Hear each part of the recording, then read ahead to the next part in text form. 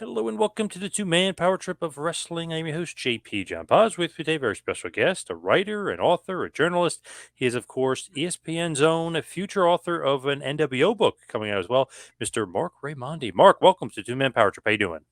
Hey JP, how are you, man? Doing good, doing very good. What's going on in your world? I know you've had a busy few days here. Yeah, always busy in the combat sports world. There is no off season, as you well know. I was just over the weekend and most of last week in Las Vegas for UFC 285. It was the return of John Jones.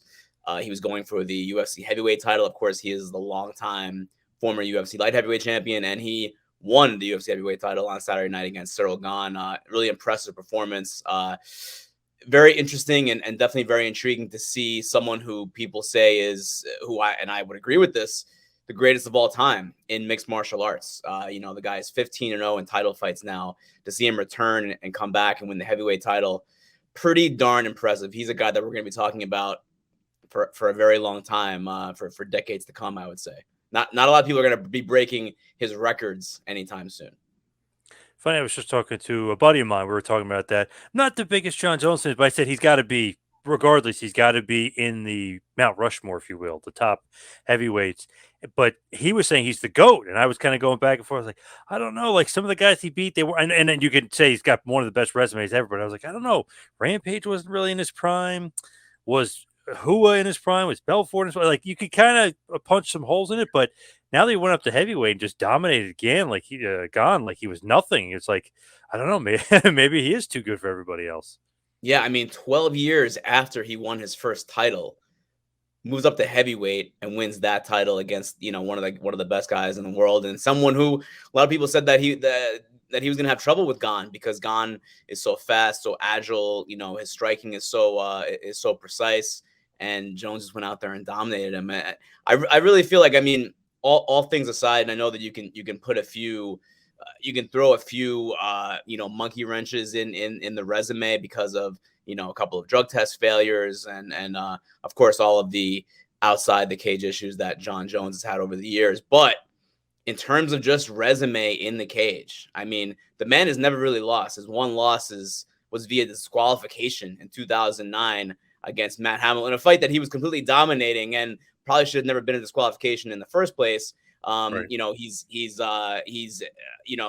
even if you want to put that against him, he's still 19. He's still unbeaten in 19 straight fights in the UFC, which no one has ever done before. He's 15-0 in title fights. I mean, people talk about, and I think Khabib Nurmagomedov is one of the best ever, but he was only 4-0 in title fights, 3 title defenses. Jones now is 15-0 with 11 title defenses. I mean, it's the resume is just outstanding, and to see him at 35 years old come win the heavyweight title on Saturday, I don't think there's a debate any longer. I mean, I know that there's going to be people who want to bring up the drug tests, but there are some caveats. I don't want to get too in the weeds, John, with that stuff. There's some caveats to the drug testing stuff too. I think John Jones' resume, achievements, accolades, he's the GOAT. Beat DC twice, technically, Daniel Cormier. I know once He it was did. was the controversy with the steroids, but That's right. Cormier could be considered one of the all-time greats, and he beat him. So 100%. yeah. 100%. Plus, you throw in other wins like Bader and I know Stephen Bonner, people, whatever. But those are some pretty good wins along the way as well. I mean, he's pretty damn good. Glover, Teixeira, Mhm. Gustafsson twice. I mean, it's a pretty good resume. Yeah, I mean, even like Machida was very good. Yes, Machida yes, was still in his prime when yep. Jones beat him back then. Rashad Evans was still in his prime when Jones beat him, and that was a fight that was a really big fight, but back then. And just to think of what he's been able to accomplish, you know, over the last 12 years. I mean, most MMA careers, they flame out quickly. It's a really hard sport to have longevity. And then if you look, John, at like the last few months in the UFC, you've seen longtime champions like Kamaru Usman, like Israel Adesanya, and even Saturday night Valentina Shevchenko all lose their titles. You make a mistake, you get knocked out, or you get submitted, and that happened to all of those great champions. We're talking about some of the pound for pound best fighters in the world. It's never happened to John Jones. It's never happened to John Jones. Everybody gets caught. Everybody loses. Everyone has a bad night. They lose by decision, but not John Bones Jones. It's really freaking remarkable. Though, in watching the Santos fight and the Dominic Mhm. Reyes fight, those are two weird fights where I scored both wins for Santos and Reyes. And I know obviously Jones really won the fight, but we're just watching it from the eyes. And I know people can go back and say Jones probably won them and this and that, but to me, way too close. I don't know if he was bored or what, but that was very like John Jones esque. Like I don't know what it was. Like he didn't want to do the fight. It just seemed like his head wasn't in the game. It's very opposite of what we saw Saturday night. Yeah, no. Those were definitely not his greatest performances, and I actually did score both of them for Jones at the time. I went back and I watched the Reyes fight, and I definitely think that was incredibly close, and Yeah, either super either close. one, Yep. you definitely if you had Dominic Reyes winning that fight, who's going to argue with you? But yeah, I mean, I think, and from what I've been told by Jones's team, there was a little bit of a lack of motivation because, again, he had already beaten the generation before him at light heavyweight. He had already beaten everybody in like all of his contemporaries. His generation, the Daniel Cormiers, the Alexander Gustafsons, and now he was fighting the next generation of guys like the Santoses and the Reyeses. And I just think that they weren't really big names. I don't think he was getting up for those fights. Probably his paycheck wasn't going to be as big because the pay-per-view buys were not going to be as big. So I mean, I think that there might have been and I don't want to disrespect Thiago Santos and Dominic Reyes, both very good fighters, but probably not the most motivated guy. We saw a very motivated and focused John Jones on Saturday, and that's a scary man. When that guy is dialed in, that's a very scary fighter. It'd be interesting to see who's next for him, right? Because Stipe seems like the Stipe. only Mhm. the only guy because Francis Ngannou is obviously gone, but it seems like That's Stipe right. is the only option. It's gonna be Stipe for sure, 100%. That's the next fight, and it is that's a marquee fight. That's a marquee fight because Jones is the greatest light heavyweight of all time. Stipe Miocic is the best heavyweight as far as what he was able to achieve in the UFC. I know a lot of people say Fedor Emelianenko best heavyweight of all time. Certainly, there's a case. Never fought in the UFC though, but if you're talking about just the UFC, Stipe is the best. He's the best heavyweight in the history of that promotion. Jones is the best, and then it'll be two of the best, two future Hall of Famers going at it. Maybe sometime in the summer. That's a really really big fight for the UFC this year. I think other than Conor McGregor's return, I think that might be the biggest fight of the year for the UFC. I feel like they need Jones and they need Connor just because it just seems like their pay per view were lagging. But now you got your two big guns back, and then that's a pretty damn good summer into the fall, into the winter for them.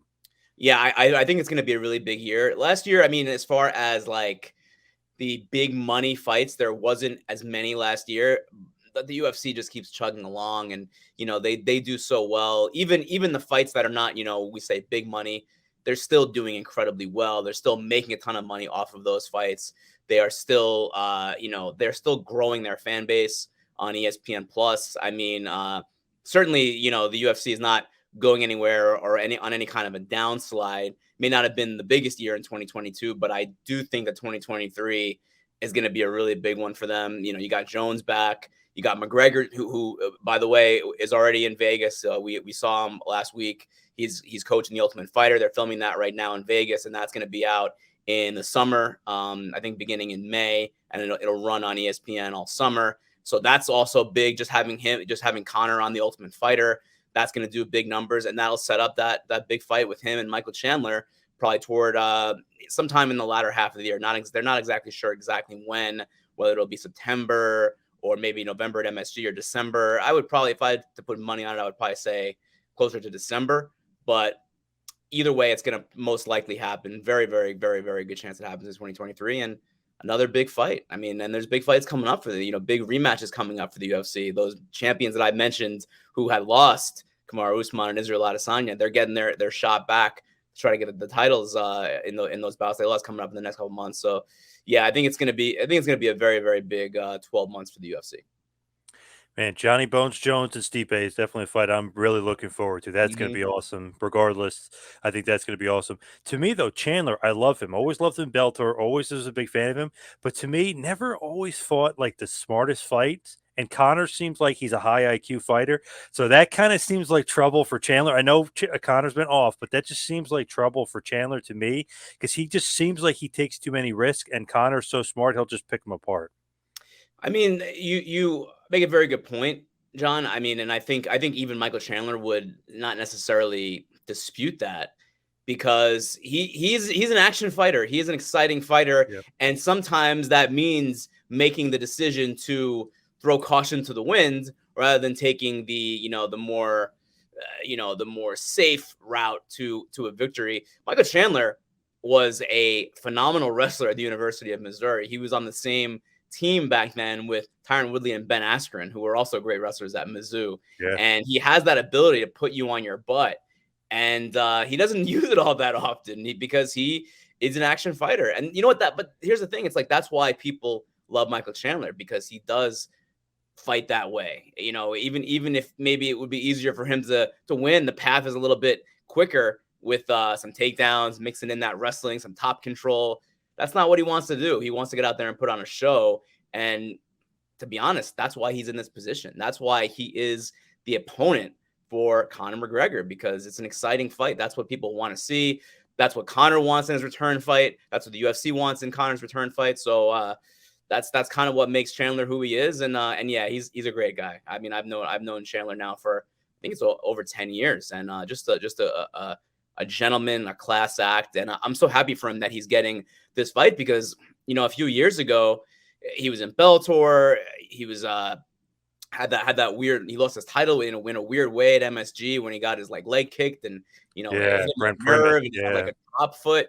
And to see him then, uh, and now he's fighting Conor McGregor a few years later. It's pretty cool, and he definitely deserves it. What's up with the USADA testing or the drug testing for Connor? Does he have to be in it for a certain period of time to make sure? Is that like the holdup for it? Yes, that's a great question. Yes, so that is one of the things that is, I guess, I wouldn't say an issue, but it's one of the things kind of playing into when the fight is going to be.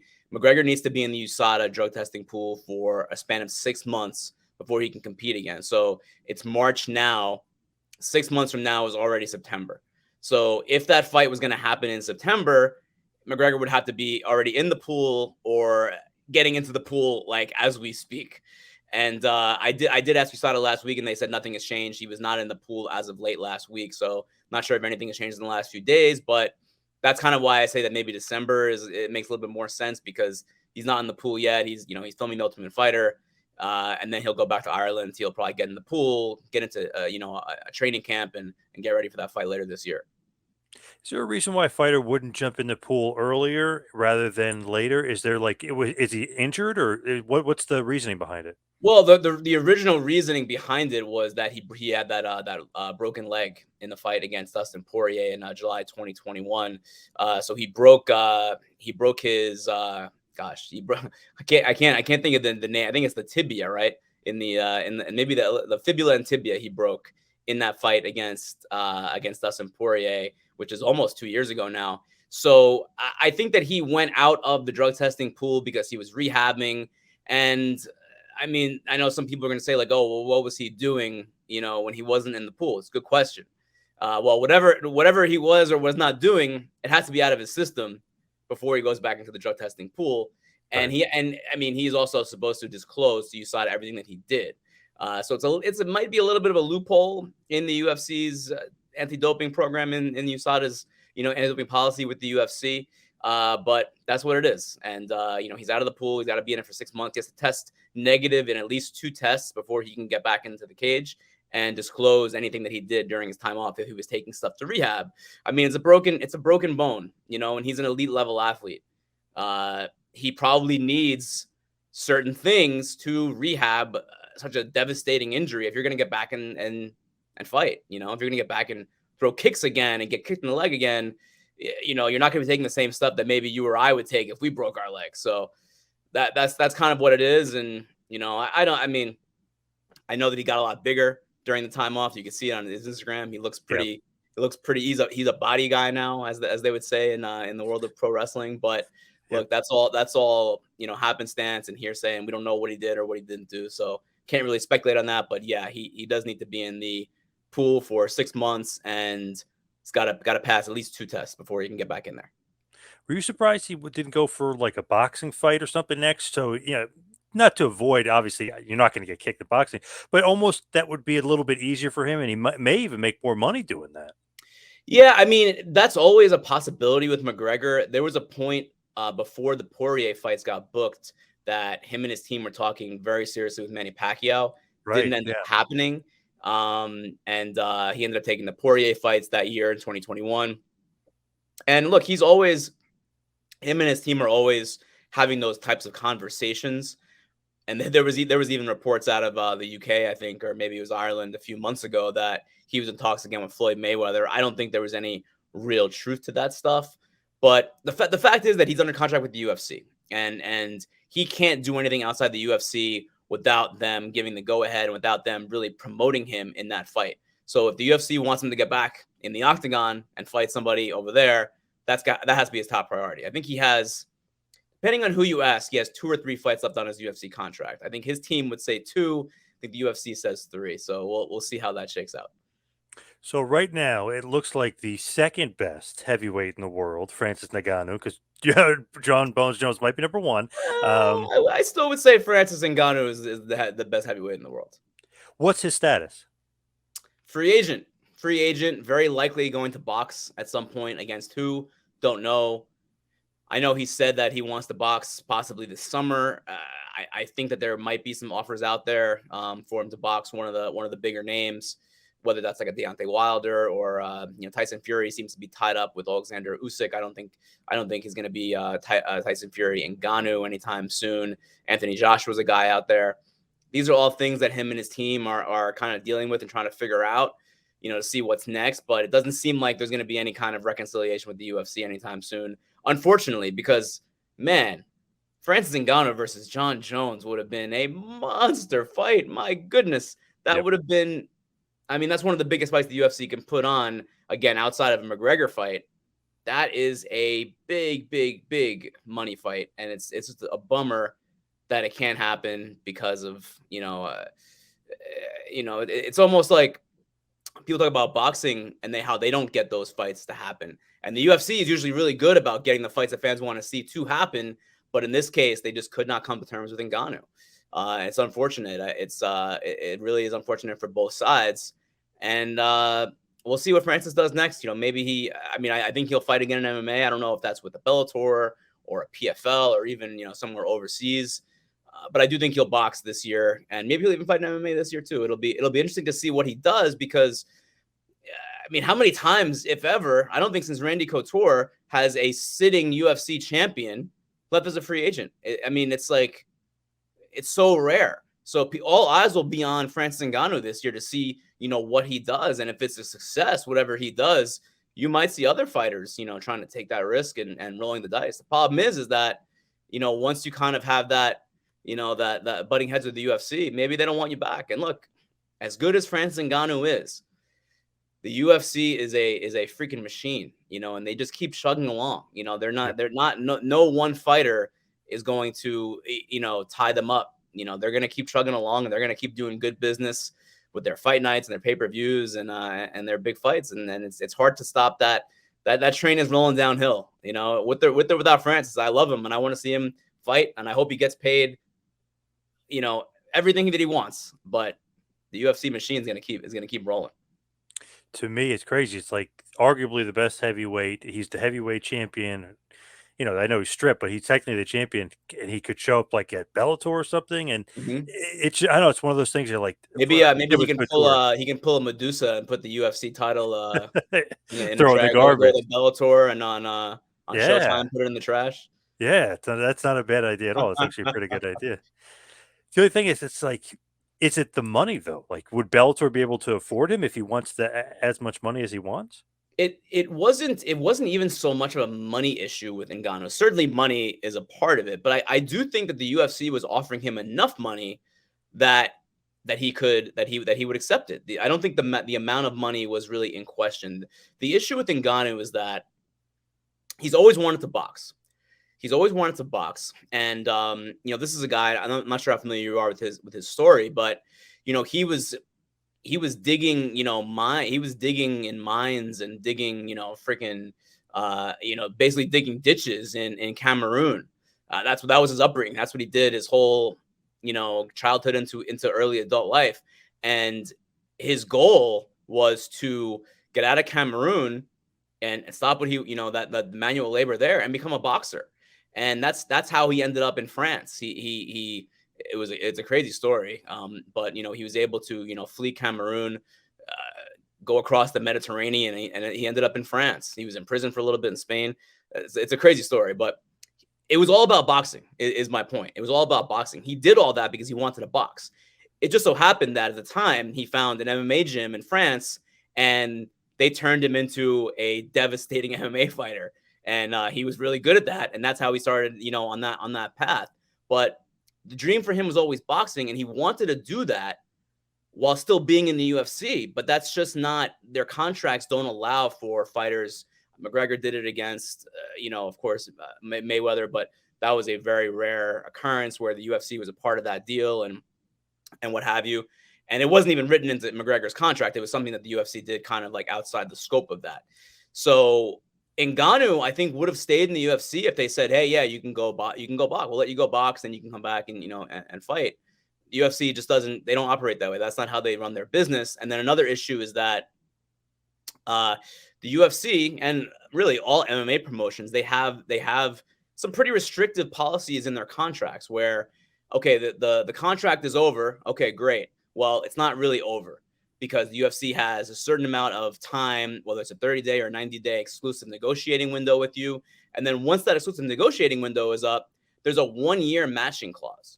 So Francis would have taken a 3-year deal with the UFC. I'm sorry, a 3-fight deal with the UFC. But at the end of those 3 fights, the contract's not over. There's still that negotiating window, and then there's another year after that. And that was really the big holdup with Ngannou, is that they would not waive those 2 clauses, and those clauses are in every single UFC contract. They would not waive those 2 clauses, and therefore he said no. It's risky. He's rolling the dice, certainly, but he just said it would be too restrictive. He's also, I think he's 36. He's kind of in the latter part of his 30s now, so he probably doesn't want to go box when he's 40. He probably knows he's in his mid 30s now. Now's the time to do it. He's still in his athletic prime. Why wait? Then who knows what happens? Maybe you don't get a fight right away. The contract gets extended, and then who knows? So he's kind of rolling the dice now. The problem is that will the door be open for him to come back to the UFC? Doesn't seem like it from what Dana White has said. To me, arguably probably the hardest hitter ever in MMA, right? Some of the best knockouts, the Overeem knockout's unbelievable. Rosentrick, whatever, however pronounce it, that knockout was great. That was like it's unbelievable how hard he hits. Versus boxers, though, is he the hardest hitter, or would he not be the hardest hitter? Yeah, that's actually a great question. I don't know the answer to that. And in boxing, it's there's similarities certainly, and Francis Ngannou is going to train in boxing, and he's going to train in Brazilian Jiu-Jitsu and train in wrestling. Boxers only train in boxing. That's all they do, day in and day out. They train in boxing, and there's a lot more nuance to it, and it's a lot more technical than the boxing that's done in MMA. Just because of the circumstances, right? Because you can't have pure technique as far as boxing and MMA, because you'll get your butt taken down or you'll get kicked in the head. So you can't box like a boxer in MMA. So he would have to go back, and really work on that boxing. And, Deontay Wilder hits awfully, awfully, awfully hard. Does he hit harder than Ngannou? I don't know. But look, I'd watch that fight, John. I mean, if they do Deontay Wilder versus Francis Ngannou, I think a lot of people are going to watch that, because those are 2 guys that can absolutely crack. And that's not going to decision. Someone's getting knocked out in that one. Oh, I would sign up for that all day. That would be an awesome fight. Somebody's getting KO'd. That's like a guarantee somebody's getting knocked out. Yeah. So I'm just always curious, like, who's the best fighter? Who's the great fighters? It seems like Bellator does have some guys that are on UFC's radar that's shockingly not in UFC, like AJ McKee Jr. It's like Yes. that guy is so good. How did UFC miss him? There's a couple other guys, maybe in one and a couple other things. Are the best fighters in UFC anymore? Or is that not the case? I would say the UFC has the majority of the best fighters, but there are a lot of really good fighters outside the UFC. I was in Japan over the winter during the holidays, and I covered the Ryzen versus Bellator card at Saitama Super Arena, and I mean Ryzen has really talented fighters. Yep. Bellator has really talented fighters. AJ McKee was the headliner on that card. That guy is really good. He's probably he's certainly a top 10 featherweight. And maybe even a top 10 lightweight. He's moved up. So and then Patricio Pitbull, same thing. He was on that card as well in Japan. Yep. He's the best fighter in Bellator history. Put it this way, John. We're talking about Michael Chandler. Pitbull knocked him out in a round. That was At one of the not even fights I was thinking Pitbull's of. fight. He fought Pitbull. He just went right for him. Pitbull. I was like, Yeah, oh, it's not how you fight Pitbull. Come on. Pitbull knocked him Yeah. out in a round, and Yep. Pitbull was up a weight class. He's Yep. he's a 45er fighting Chandler at 55. Chandler's a big old 55er, and he knocks him out in a round. Pitbull is a world class fighter, world class fighter. So Bellator has some really good fighters. Another guy that I want to mention since you brought it up, Vadim Nemkov, Oh, my protege of Fedor, favorite. Yeah. the Yep. Bellator light heavyweight champion. That guy is excellent. I mean, there is a case to be made that he's the best light heavyweight in the world. And the guy is absolutely outstanding. Johnny Eblen is the middleweight champion of Bellator. The top of most of Bellator's divisions are elite fighters. And there's elite fighters in one. There are elite fighters in Ryzen. There's elite fighters in PFL. PFL has some really good fighters. MMA has never been deeper. It's never been deeper. Gone are the days of, there only being a handful of really good technical fighters in the world. Now there's great fighters everywhere, and it's great. The sport is really doing well right now. Even I guess it's Usman. He's great at 155. They got Oh, a bunch of good guys. yeah. Yeah. So I'm not sure. I'm not sure when we're coming out with this, JP. But Usman Nurmagomedov fights this weekend against Yeah.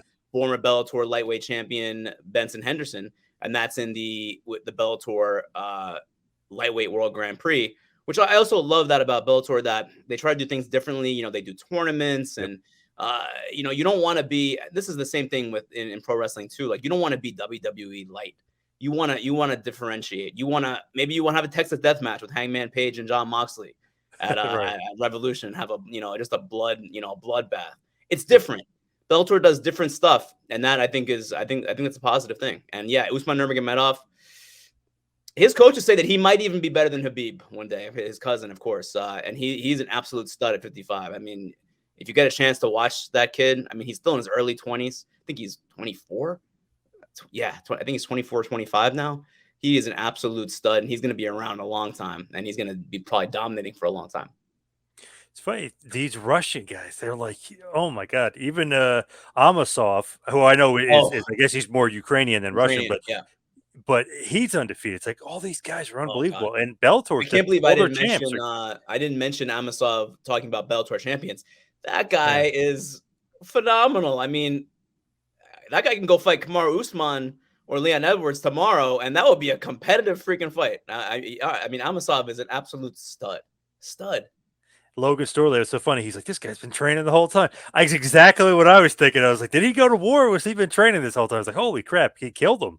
Yeah, I mean, look, Yeah. the in Eastern Europe, they do a lot of wrestling and sambo, starting from a very young age, and those are just martial arts that translate incredibly well to MMA, Yep. and their style of wrestling translate well to MMA. And like sambo, I mean, sambo is basically like kind of like MMA. I mean, it's kind of what there's striking in it, there's submissions, there's wrestling. There are a lot of aspects of MMA. So if you're doing that from a young age, you're gonna be ahead of the game. Coming in against people who are only doing wrestling or only doing Brazilian jiu-jitsu or only doing striking. You're going to be doing a little bit of everything. Fedor, why he was so good and nobody Yeah, realized that you guys a Samba world yeah, champion. Yeah. absolutely. Who do you think though, when you look at just the grand scheme of things in all time like MMA, who's on the Mount Rushmore for you? Oh boy, this is a hard one. I mean, it's so tough because I mean, John Jones is certainly there. Yeah. And the reason why I think it's tough is because it's how do you judge a fighter? Do you judge the entire body of work, or do you just judge their prime years? You know, because like, and the reason why I say this is because someone like Anderson Silva, if you look at his record in the tail end of his UFC career, doesn't look very good. You know, do you hold that against him? Do you keep him out of that Mount Rushmore because you know, in his 40s, he wasn't as good, and he was getting beaten by guys who he would have never gotten beaten by years earlier. But I mean, if you put me on the spot, definitely John Jones is up there. Definitely George St. Pierre is up there. I think I would put Anderson Silva up there for the sheer fact that he started his UFC career 16-0. I mean, that's just absurd, absurd. And then the fourth spot, it could be a Habib Nurmagomedov. It could be a Jose Aldo. I mean, it could be a Demetrius Johnson. Can't forget him. You know, he had an incredible run, 11 title defenses at flyweight. There's a lot of people that I would consider for that fourth spot. I don't have a definitive person in that fourth spot, and some of these guys are still going. Demetrius Johnson's still fighting, so No he's Fedor. still. Wow. Huh. Well, I mean, Fedor is, and that's another guy that I bring up. Do you judge him based on the results later on in his career? And I don't want to, but you know, he lost to Dan Henderson, who was a middleweight, in Strikeforce, so it's just hard to say. I mean, Fedor is an all-time great, there's no doubt. And there's a case to be made that he's the best heavyweight of all time. He did beat just about all of his like contemporaries, like all the other best heavyweights, because he was in the UFC, but at that time the best heavyweights were in Japan. They were all in Pride. The Yeah. Nogueiras, the Crow Cops. I mean, they were all in Pride, and he beat them. So yeah, I mean, Fedor's another guy that I guess you have to consider for that. But it's so hard because the UFC is you're really fight if you're at that level of the UFC, you're fighting the absolute best guys every single time. Not that Fedor didn't, but there was a stretch where he didn't, right? There was a stretch that he didn't. Whereas if you're in the UFC, there's really not a lot of there's no tune-up fights. Like even if you lose the title, your next fight is going to be a bad MRFer. Definitely, for sure. I would say Fedor, Anderson Silva, GSP, John Jones for me would be mine, but I'd ignore like the latter part. Like Right. I stick to the prime because Anderson Silva, man, like he beat Hendo, he beat Rich Franklin pretty easily. I mean, pretty impressive like resume, guys. Oh He yeah. destroyed Forrest Griffin, who's a weight class above him, who was a champion. So yeah, he's got to be considered for sure. 100%. 100%. Changing gears though, let's go pro wrestling. Let's go. My first love. Your first love here, my wheelhouse, your first love. Saw you on the A&E doc. What was that experience like? Because obviously you're doing something with the NWO with the book, so Mhm. it kind of correlates and it kind of goes hand in hand. Yeah, so they reached out to me. I guess it was last summer or before last summer, and they asked me to do it. And very professional. I mean, the director Ross Hockrow, producer Gary Cohen, just real professionals. Gary Cohen did a ton of ESPN 30 for 30s. I think he did like almost like half of like the catalog. He was very involved with doing the 30 for 30s, which are always excellent Yeah, they're productions. the best. Yeah. Yeah, exactly. So it was a really great crew, and they interviewed me one day I live in LA. They interviewed me one day in LA. I think it was August, and it was in like a warehouse, and it was like 90 something degrees, and there was no air conditioning in the warehouse, but we made it work. I think they were bringing me like towels to like that the sweat coming out of Yeah, yeah. my brow. But I thought it really came out great. I thought that it was shot incredibly well with the interviews, and also with Eric Bischoff at his home in Cody, Wyoming. I thought it came out really, really well. That the narrative was really well done. I thought they hit a home run with that. I really did, and I'm not just saying that because I was in it. I really did. I really thought they hit a home run with the whole thing. I was just talking to Bischoff, and I told him, I go, if you go back and you watch that Sting kind of Starcade '97 kind of gets his arm up. I go, just run with that, and not don't say it's a fast count. Just make the excuse that he got his hand up. Uh, He's like, where were you yeah. in '97? Like, like, come on. I can't believe I said the words "wet fart" on national television. I don't know if I'll ever live that one down. That was Hey, perfect analogy though. That's kind of what it was. uh, That was terrible. I've gone back and I've watched, of course, for research for the book. I've watched. I think I'm around the 400-hour mark of Awesome. WCW from '96 until '99, and I'm not done yet. But I'm in like I'm around 400 hours, and I really just enjoyed the '97. I thought was just a phenomenal year. I really, really enjoyed that year. That was my favorite year when I went back and I watched, and especially the latter half of the year, the build to Hogan Sting was just excellent. The DDP Randy Savage stuff, excellent. I really, really enjoyed that. And then what should have been the blow off of all blow offs, right? The build was the fact that they had the balls. I can say that, right? The fact that they Oh had yeah, the yeah, testicular fortitude to not have Sting wrestle for a year, to build that match, not have him talk, not have him wrestle, to build that match. I mean, it takes guts to do that because Sting is the franchise guy. And then the match itself happened. And what can I say? I mean, but uh, 98 was still. I haven't talked with Eric about this yet, but I know that I said on the documentary that that was the beginning of the end. I know 98 was an excellent year financially for WCW. It was actually the best year yeah. financially for WCW. So it wasn't the beginning. It wasn't the beginning of the end of the business. But for me, I meant the NWO. I thought that was the beginning of the end of the NWO because a few months later there was a Wolf Pack and things were very disjointed and things just never seemed as cohesive and as strong as before Starrcade '97, at least for the NWO. I know WCW is still doing great, Goldberg and what have you. Man, they fired six. They split up Hall and Mm, Nash. They had a feud with each other. It was mhm. like the real Wolfpack is Hall, Nash, and Six. Like I keep know, those guys together. Like come on, that I was know. just they screwed that up big time. And they were so on fire when they first started the NWO. I mean, it was Oh, unbelievable how much they were on fire. I mean, there will never be anything like that again.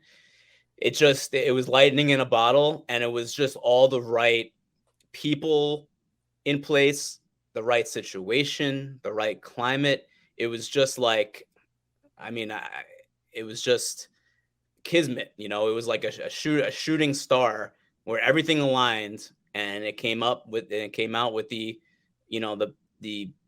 biggest and the best pro wrestling storyline probably ever. I mean, certainly the most influential. I would argue, and I will try to argue in my book that's coming out in quite a few months from now, quite a Yeah. few maybe a couple of years from now. But yeah, I think that's what it was. That's what ignited the '90s wrestling boom. It was the NWO. That was the catalyst. That was the match that set that ablaze. I always say it to people because they were thinking, "Oh, Attitude Era." Right? I was like, "No, it was really Monday Night Wars technically, but it was really the Right. NWO because everybody and all my friends. I mean, we're all around. I don't know how old you are, but me and my friends were all around 40, and that was Mhm. our era. We all were watching WCW, NWO, and then flipped over. It wasn't That's right. that we just showed up and watched WWF. No, we were watching WCW and then That's flipped right. over because of Austin. That's right. And funny enough, Eric Bischoff was doing the evil boss before Vince McMahon was doing the evil boss Yeah, he was the character OG. Yep, on the other channel. He really was. yep. And I know that Vince gets credit for it, deservedly so. Phenomenal. One of the best characters in the history of wrestling. But Eric Bischoff was actually doing that a version of that character before Vince McMahon was. And WCW was bringing in celebrities like Dennis Rodman before, Mike Tyson came in and helped kind of start the Attitude Era. And I don't mean any of this to disparage WWE or WWF and the Attitude Era. I'm from New York, so certainly the WWF is kind of near and dear to me because it was in my backyard. But I mean, I'd be lying if I said I wasn't glued to Nitro every Monday. I was flipping that Monday. I mean, as you know, I'm 38, so when I was 12, 13, 14, 15, Monday night was I mean, I'm on the couch and there is Yeah. nothing moving my butt from the couch flipping between those two shows. I mean, that was my life. It was my friend. It was, me and my friends in school. I'm kind of rambling now, but I actually, after the documentary aired, I heard from a friend of mine from elementary school, who I haven't heard from in many years. And he reached out and he said he saw the documentary and he said, "How cool is this? You know, we were talking about that as kids at school, and now you're on a documentary talking about it. It's kind of crazy." That is surreal, right? That's awesome. Yeah. Yeah. And even for me, like getting to talk to Bischoff, I've interviewed Hall, Nash, Mhm. Six, Hogan, shockingly, somehow, some way. Like talking to them, it's like, holy crap, you guys literally like we were obsessed. Like that was our whole Yeah. life. We would Yeah. pick like your Hall, your like, and not like to be a gang, quote unquote, at school, but like for fun. Yeah. You know what I mean? And Of we course. football together. Like it was like all NWO. We had the shirts. I mean, it was like an obsession. It was crazy. Absolutely. I'm wearing an NWO shirt right now. I'm wearing a Muda shirt. Oh wow, nice, awesome Got shirt, like nice. NWO on the Yeah, yeah. nice. Yeah. Yeah, no, it was the biggest thing going. It was the biggest thing going in pop culture, especially in our demographic, for younger men, teen boys at that time. That was it. That was the biggest thing in the freaking country. That was the bit. Everyone was watching it. Everyone was talking about it. It was like viral before that was even a thing, if Yep. that makes any sense. Even, like, friends' parents would be like, "Hogan turned bad?" Like, that was a huge thing. Hogan turned bad? Like, everybody was Oh man. obsessed with the, NWO, yeah. I actually remember being a kid and I was at I think I was like I think I was working as like I wasn't like a full counselor because I think I was only like 12 or 13. So I was like a counselor in training, I think, at a day camp in Queens, New York. That's where I grew up, Queens, New York. Nice. And Bayside, Queens, this day camp, and I was a counselor in training. And Sunday was Bash at the Beach. Of course, everyone watched it. And then Monday we got to this camp, and it was the talk of this freaking camp. Hulk Hogan turning bad. I don't think I was using the word heel back then, and at 12 years old or 13 years old, but Yep. that was absolutely the biggest. Like everyone came to camp and were like, "Oh my god, did you watch pay-per-view last night? Hogan turned," and it was I remember this vividly because it made that big of an impression, on me at the time. Just that buzz, that feeling, and now I have to try to find a way to adequately write about this very important part of a lot of people's lives in a book. Yes. So wish me luck. So it's gonna take a while, right? Because I mean, you got a lot of, research ahead of you. Yeah. So there's no target, publishing date or anything. I'm still working on it. Um, I hope to. I mean, I'm not sure about announcing anything anytime soon, but hopefully before the end of the year, I can announce something. I'm not exactly sure. The publisher Simon and Schuster, they've been super supportive. And my editor, Yadon Israel, was a fan. I mean, it was. I mean, this is also his baby too because he was a fan and it was very influential for him. As a teen or as a a young man growing up. So we've been working together, and yeah, I mean, it's I am taking the responsibility extremely seriously. And I feel like this is what I look. I've been a journalist. I've been a sports journalist for my entire adult life for 17, 18 years. Been covering combat sports for 10 years, and I'm taking this very seriously. I'm going to apply everything that I've learned and everything that I've done so far, and I'm going to put it toward making this the best possible you know book and the best possible, most accurate, the most in-depth story that you'll read on the NWO. So I'm gonna do my best. I feel the pressure, John. I feel the pressure. It's a big Yeah. thing. It's a big thing. Man, this has been building for decades for you. Yeah, this is Yeah. the big thing. When you look at it, though, do you think that it's remembered as fondly, like as it should be, because WB kind of WBIs and stuff, and it kind of makes it seem like it's not as important if it didn't happen to WB. Do you think that NWO is remembered as it should be, as being the game changer it was? I think so. I do think so. I mean, certainly for the people that are around our age, I think that people do remember that being extremely impactful and extremely influential to what was the '90s wrestling takeover, the wrestling boom. I think WWE's done a pretty darn good job telling those stories. I mean, they inducted those guys into the Hall of Fame as the NWO. That was pretty interesting. So I think they have, but There's never been a book. There's never been a book about it, and there's a level of detail and a level of depth that you can go into in a book that, and this is my opinion. I might be biased. I'm a writer. Um, I just feel like you can go a little bit deeper in a book than you can in a 30-minute or a 90-minute or a 2-hour documentary. I feel like there's a lot, there's a lot more depth you can really get into.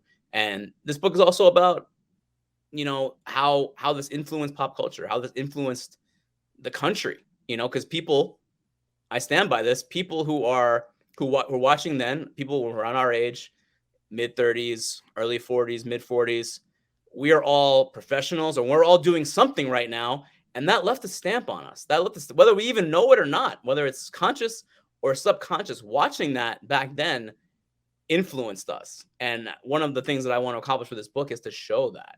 And I'll be talking to some people. I don't want to give too much away, but I'll be interviewing people who are in certain industries now, whether it be entertainment or politics or what have you, that or music, that were influenced by the NWO, and now they are who they are, and they're putting out art, or they're putting out a product that was impacted by that, 20 something years ago. That's one of the things that I'm also trying to accomplish with the book. I did love that part of the documentary because that's so true. It literally was embedded in culture. And anytime I watch a show or look at a show or even go to a show, I was at a show last night for Mm-hmm. WB. I just want to say, like, I wonder how many NWO shirts, and invariably one or two every crowd. I was at a concert over the summer, just randomly. Yep. Of course, I had my Hogan shirt on, of course, my Hogan NWO shirt on too. So people noticed, but I was like, oh, there's an NWO shirt. There's a Steve Austin. I was like, oh, there's another NWO shirt. Like, there's Mm-hmm. always NWO shirts. It's nuts. Still, 20 Still, years later. still. I mean, Kevin Durant was just wearing that what, a year ago or 2 years ago when he was Yeah. with the Nets, when Yep. they got those three guys. He was wearing an NWO logo on his jacket. I mean, Kylie Jenner was wearing an NWO shirt a Yeah. few years ago. Aziz Ansari wore an NWO shirt when he was hosting Saturday Night Live. I mean, this is what I mean when I say that there is an impact there. There is an influence there that is still being felt over 2 decades later. Now, I got in not an argument, but I was talking to somebody and they were going, "Oh, you have the list of," because I don't remember what the heck I was doing, but I was listing the NWO guys in order, and they're like, "Oh, NWO Sting," and I was like, "He doesn't count," and they're like, "Oh, what do you mean he doesn't count?" And I said, "First of all, it's not NWO Sting until he goes to Japan. He was bogus Sting or fake Sting when he was on WCW, and remember he attacked Luger." Uh-huh. I was like, Of course. Hole and Nash even said it to Sting. They're like, "Oh, we just did that because we knew about imitators, fake Mm. Razor, fake Diesel," Uh, and we like, "We want you to break on through to the other side." So, do you consider fake Sting a member of the initial NWO when you put it into the timeline? It's hard because there were several members who were kind of like that, where were they members, were they, and he's one of those guys that, I mean, Bret Hart is kind of one of those guys because he was sort of in the NWO when he came in, but not really. I mean, you never saw that guy wear an NWO shirt, really. He was always wearing his own, merchandise. And I don't know if there ever was any Bret Hart NWO merchandise. I'm not sure if there ever was. I don't think So so. it's hard to say. I mean, certainly he does count because, like you said, he went to Japan and he was doing those tours of New Japan, and he was teaming with, like, the Scott Nortons of the world, and the Tenzans of the world, who I interviewed for the book, by the way. Tenzan, great guy. Wow, Tenzan's awesome! fun. He's Yeah, a god. Yeah, I love him. yeah, Yeah, he's awesome. So I mean, eventually, certainly, you got to put Jeff Farmer as a member of the NWO. But initially, I understand what you're saying, because he was just kind of the it would imposter. throw off the six. Wouldn't be He was six if you counted it in order. You know what I It's mean? true. Yeah, It would, yeah, because Sean Waltman would technically not be the sixth member if you were including NWO Sting he'd be before seven. him. Yeah, So yeah, yeah, he'd be the seventh, because it was Hall, Nash, Hogan, DiBiase, giant, Giant, and and then then six. right, exactly. And Fake Sting was in there around the time of the Giant, but That's right. he wasn't really a member. That's why I always say he That's wasn't right. really. And then you throw in Vincent, of course, and Buff. But do you think Yeah, of course. Yeah. they had too many members? Like everybody else kind of throws out there too many guys? Yeah, yeah. I mean, of course. I don't think. I mean, I think that. I don't think anyone is debating that at this point. I think there were too many. I understand, what they were trying to do. I mean, if you ask Eric Bischoff, I mean, the NWO was going to be its own show. They were going to have their own show, and so they needed a roster. They needed a big roster because it was going to be its own, its own separate organization, its own separate, wrestling promotion. Didn't get to that point because I've sold out, '97. But I understand what he was going for, and it didn't quite work out in that regard. And then what do? You have all these guys. You got Brian Adams, and you got Scott Norton, and you got and then you Ed Horace in the '98. It Yep. did get a little. Stevie Ray is in there. It definitely got a little bloated. Especially I think in '98. I think it definitely got. And then you got the Wolfpack, and Conan's in the Wolfpack. Conan, by the way, super over. I think people forget how over Conan was in '98. Dude was one of the most over Yeah. guys on the freaking roster in '98. But yeah, certainly it got a little bit oversaturated. But hindsight is 2020. I think that there was a vision that Eric had, and things do change, and plans don't always work out. But look, I mean, for the time that it was good, man, it was good. It was Yeah. real good. Hell, man, Bischoff was awesome when he was revealed. Remember when Piper? That was so good. He basically, because you kind of, as a fan, you're like, Yeah. wow, why isn't Piper fighting Hogan? Like he's kind of Yep. ducking him. They made Exactly. that make perfect sense because then it was like, wait a Exactly. second, Bischoff's lying the whole time. Like, what a scumbag! Like these guys. Mhm. So like even that was perfect. And then Piper's promo is legendary. Was it windy? Well, how was the road going up to my house? Like him, and then you're like, as a fan, Yeah. thinking, where is he going with all this? And then you Yep. realize, shit, Bischoff was a liar. And then you're a Yeah. liar. Yeah. So good. Well, it just made sense because the NWO was getting away with a lot of stuff, Yes. right? Yep. How were they getting away with that stuff? Well, the WCW boss is actually the guy pulling the strings behind the scenes for the NWO too. So yeah, I mean, as far as continuity, you almost needed that to work, so that the story could continue. Because Yep. there's a certain roadblock that if there's no power behind them internally, if there's no inside man, then there's kind of a brick wall in front of you as far as what kind of storytelling you can do. So that was the necessary lever to put, and Bischoff was excellent in that role. I mean, he was really great as a guy that people could not stand. I mean, he was really good. I love you people. Like I mean, doing like I mean, he was just a Yeah. great bad guy. And in a group where there were a lot of people in that group that people wanted to cheer, that fans wanted to cheer, Hall and Nash. Uh, Yep. there were a lot of people in the NWO that you wanted to cheer because they were freaking cool. Eric Bischoff kind of bit the bullet and became the guy that, all right, we like Hall and Nash, but Eric Bischoff, that guy's a bleepity bleep, and I want to see him get his ass beat by Larry Zbyszko or by Jay Leno or someone like that. Ric Flair. But Yeah. later on, Ric Flair, yes, of Yeah. course, of course. Yep. So, oh man, the NWO was so good. Who's your favorite NWO member, or who do you think is the best NWO member?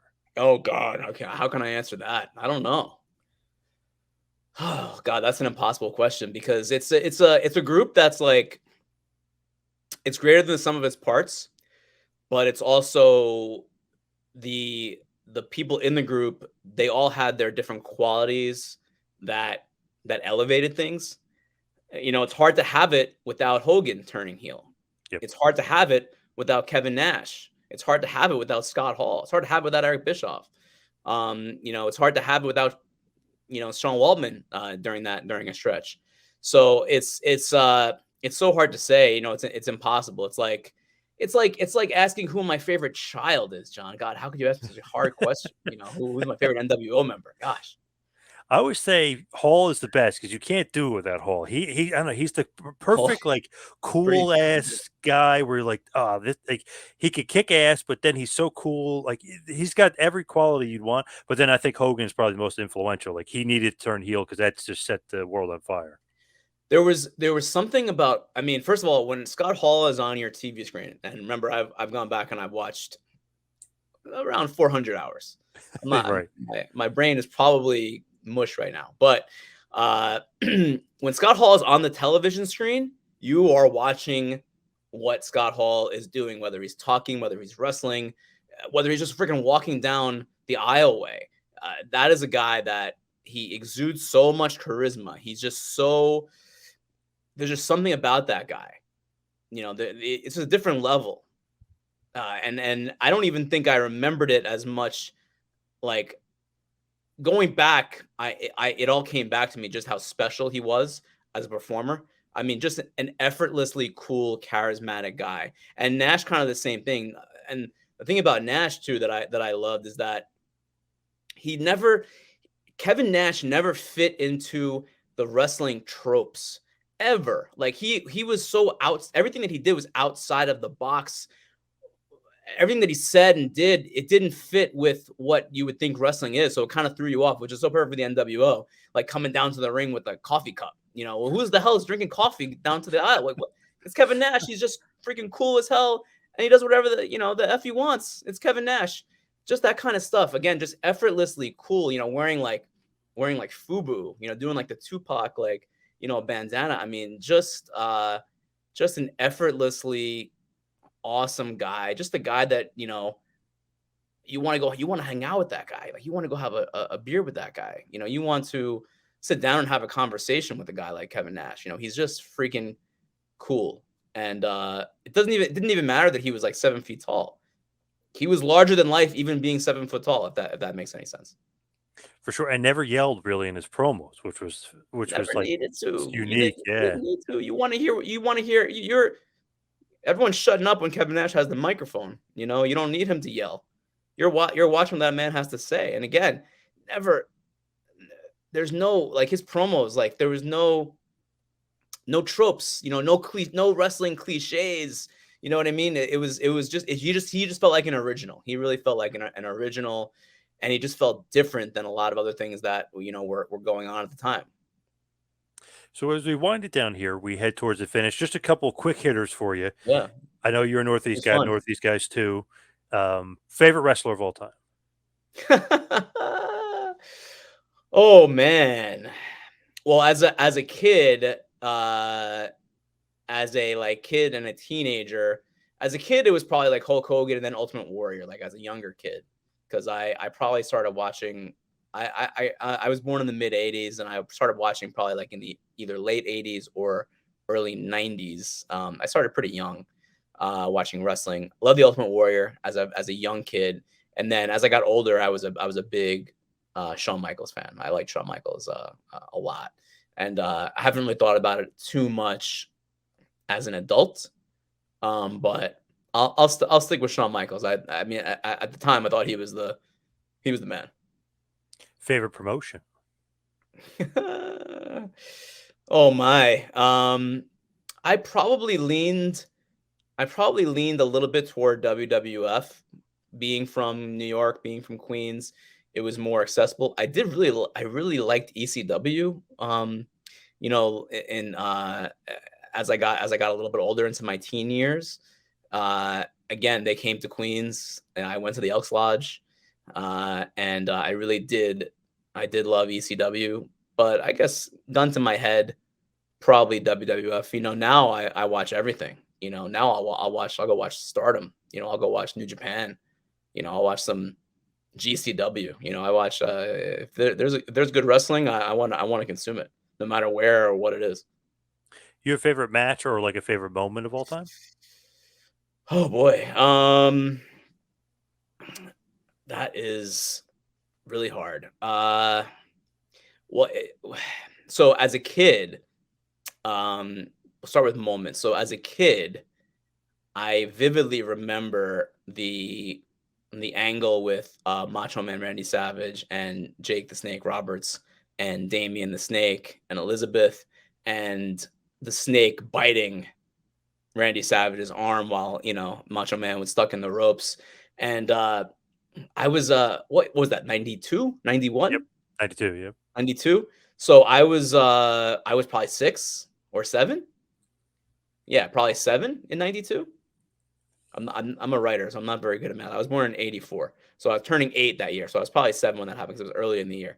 And I remember that happening, and I was 7, and I remember talking with my uncle about this, and he was telling me that wrestling is fake, and I was 7, and I was like, This is indisputable proof, Uncle Joe, that wrestling is real. The snake bit Macho Man's arm. You can't fake that. It's a real snake biting this man's arm. How can wrestling be fake?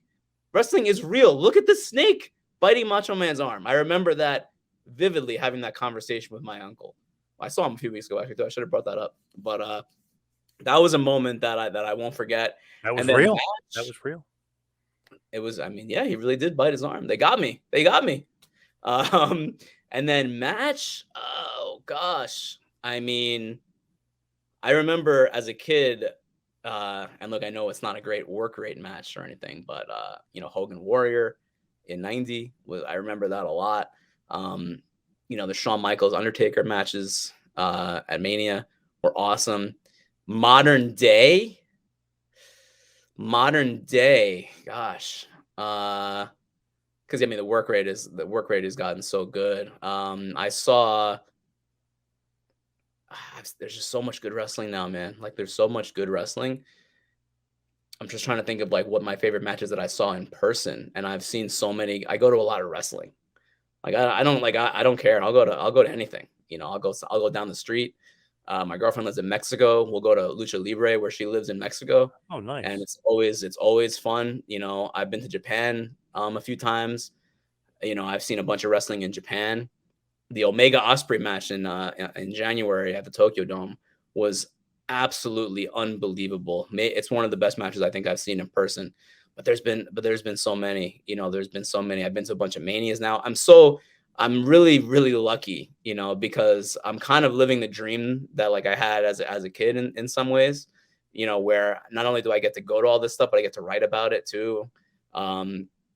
So it's just been a great few years. I'm a regular at PWG. I live in LA, so I go to PWG, when I can. And there have been some matches there that have been, outstanding. I watch a lot of wrestling, so it's hard for me to pin down just one match because there are so many different styles and different, so I don't want to like discount, I went to all 3 Triple Manias last year in Mexico. I went to all 3. Wow. I went to Awesome. Tijuana, Monterrey, and Mexico City. I ate a lot of tacos last year, John. Nice. I went to Japan. I've been to Japan a bunch of times. Like I said, so I don't know. I can't freaking answer that question. I cannot answer that one. Too much good stuff. But before we let you go, before we wrap this up, where could everybody kind of find you social Yeah. media wise and, see what you're up to and what you're up to next? And of course, with ESPN. Yeah. So Twitter at Marc Raimondi, MarcRaimondi. Instagram is at Marc Raimondi MMA, MarcRaimondi. Of course, ESPN.com/MMA is where most of my stuff will be. Also, ESPN.com's WWE page, which is where all the pro wrestling stuff is going to be. Hoping to have some good news about ESPN coverage of WrestleMania coming soon. I am definitely working on stuff, written stuff before Mania that I think is going to be pretty cool. So please check that out on ESPN.com. As we get closer to Mania, probably that week. I live in LA, so I will definitely be there. I had my credential approved a few days ago. Thanks WWE. So I'll be at Mania again. And hoping to provide some cool coverage and some different angles to stories and in-depth pieces and interviews and what have you. Yeah. All right, Mark, thank you And then so much. I guess I got a book coming out at some point too. I've been working on the book a lot over the last few months, and Yeah, I'm doing a ton of interviews, and I'm getting a lot of interesting information and facts and quotes, and I'm trying to dig as deep as I can on a topic that a lot of people know a good amount about, and a topic that means a lot to a lot of people. So it's like I said earlier, this is definitely a responsibility that I'm not taking lightly because this is a book that people always ask me, man, like, how's the book going? People that I don't even know, they know I'm writing this book and I know that they want to read it, so that's like, it's motivating and it's inspiring, to know that, this is an important book to a lot of people. Is there a working title for the book? For Life. Oh, perfect. Nice. I liked it. Yeah, there's a lot of pressure with you with this book. A lot of pressure, Yeah. man. Yeah, whenever someone asks me about that, I kind of get a little anxiety attack. Like I'm working on it. It's not books don't. I can't just snap my fingers and we got a paperback out there, so but it's been fun. It's been a lot of fun. It is really a dream, and I can't wait for everyone. And I'm not done yet. I'm still working on it, but I can't wait for everyone and to see the finished product and have it be a reality. That'll be pretty special. Awesome. Well, Mark, thank you so much for all the time. Really appreciate it. Thank you so much, man. This was a lot of fun. Let's do it again sometime.